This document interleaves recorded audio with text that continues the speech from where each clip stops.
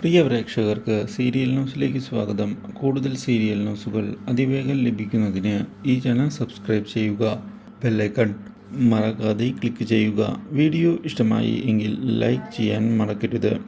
നമ്മുടെ പ്രിയ പരമ്പരയിൽ ഒടുവിൽ എല്ലാ തെളിവുകളും രാഹുലിന് എതിരായതിനെ തുടർന്ന് ഈ കാര്യങ്ങൾ അറിയുന്ന ലക്ഷ്മി അന്വേഷണം അവസാനിപ്പിക്കാനുള്ള തീരുമാനം എടുത്തിരിക്കുകയാണ്.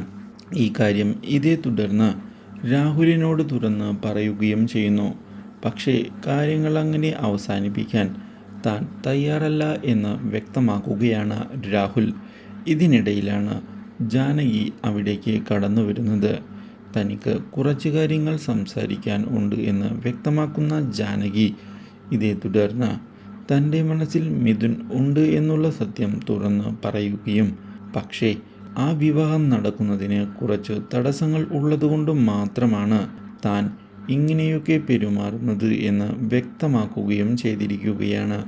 അപ്രതീക്ഷിതമായ ഈ സംഭവം ഞെട്ടിച്ചു കളഞ്ഞതിനെ തുടർന്ന് കാര്യങ്ങൾ ചോദിച്ച് അറിയുന്നതിന് തയ്യാറായിരിക്കുകയാണ് ലക്ഷ്മി.